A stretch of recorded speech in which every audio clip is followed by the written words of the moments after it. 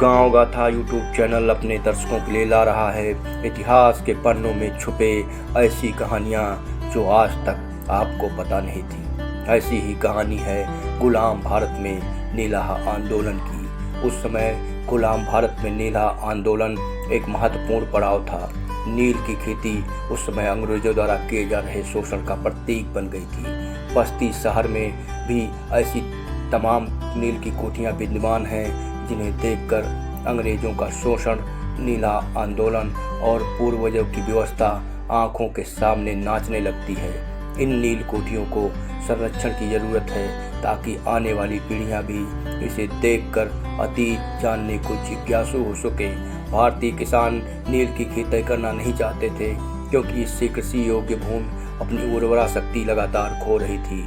ऊपर से उपज का 75% हिस्सा अंग्रेज खुद ले लेते थे। विरोध करने पर अंग्रेजों ने दमन की नीति अपनाई थी। बता दें कि इसी दमन के खिलाफ महात्मा गांधी के नेतृत्व में नीलाहा आंदोलन की शुरुआत हुई थी।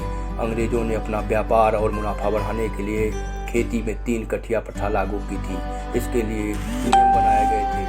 नियम के मुताबिक प्रत्येक किसान को अपने 20 कट्ठा यानी 1 बीघा भूमि में से 3 कट्ठा भूमि में नील की खेती करना अनिवार्य था। उस समय प्रति बीघा 3 कट्ठा में जब किसान को न सिर्फ नील उगाने की मजबूरी थी अपितु उसे काटकर कोठी तक अपने खर्च से पहुंचाना पड़ता था।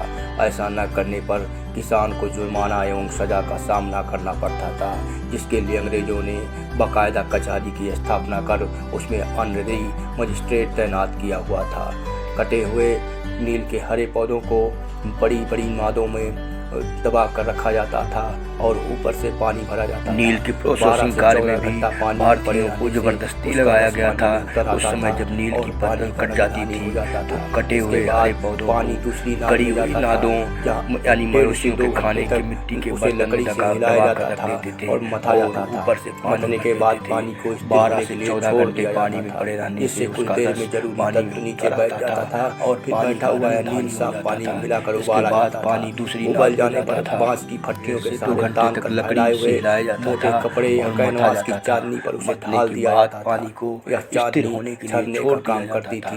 पानी तो धीरे धीरे बह जाता था और साफ नील नई के बैठा हुआ लगा रह जाता था। यही गीला नील छोटे छोटे छिद्रों से युक्त एक संदूक में जिसमें गीला कपड़ा मढ़ा रहता था रख कर खूब दबाया जाता था। इससे उसके 7 से 8 अंगुल मोटे तह जम जाते थे। इस छोटे छोटे टुकड़ों में काट कर सूखने के लिए रख दिया जाता था। सूखने पर इन कतरों पर एक पपड़ी सी जम जाती थी और पपड़ी को साफ किया जाता था। यही टुकड़े नील के नाम से बिकते थे।